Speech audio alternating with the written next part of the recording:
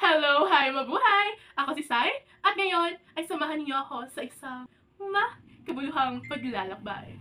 So later, we'll be heading to the municipality of Tigbawan, wherein they will be having their annual Saluden Festival, highlighting 5 competing tribes, namely Tribo Manugrara, Tribo Mangunguma, Tribo Mananggete, Tribo Malukabol, and Tribo Mananagat. So right now, I am traveling from the municipality of Miagao, which is 1 town away lang from Tigbawan. So while traveling, I'll just share na lang with you guys why is it called Saludan. So Saludan derived from a Hiligaynon word salud, which means to catch. And ito yung napili nilang salita because it symbolizes the 5 major livelihoods of Tigbaweños or people residing in Tigbawan. Dito na nga po tayo ngayon sa munisipalidad ng Tigbawan. But since hindi pa naman nagsistart ang kanilang Saludan Dance and Music Competition, ay nag-iikot-ikot na lang muna ako dito sa harap ng kanilang church since may mga nakapwestong mga booths dito. Meron din silang mga food fest outside their public market and at the back of their municipal building. However, hindi na ako pumunta doon since umuulan ngayon dito sa Tigbawan.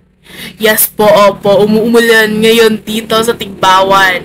But despite of that, ay tuloy na tuloy pa din talaga ang kanilang pagdiriwang ng Saludan Festival. So ayun, pumasok na nga ako sa loob ng sports arena kung saan gaganapin ang Saludan Dance and Music Competition habang wala pang masyadong mga tao sa loob at marami pa ang mga bakanteng upuan. Kapay pa next year, ay wala rin si this kung gaganda kamay ang atin nga Saludan Festival. Saliwat, welcome kids sa ating Saludan Festival 2025. May gagabihin sa tanan. Basta may lubi, may tribo, mga singit, kag mga padayaw, kami, mga mananggeten!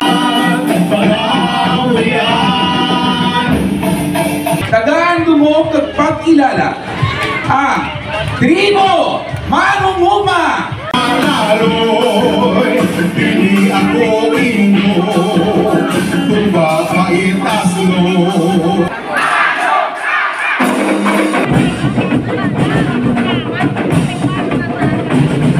For Tribo Mananagat and Tribo Managhabol, wala po akong video since nalubot na po yung phone ko, but you can watch their performances naman sa Facebook and YouTube as well.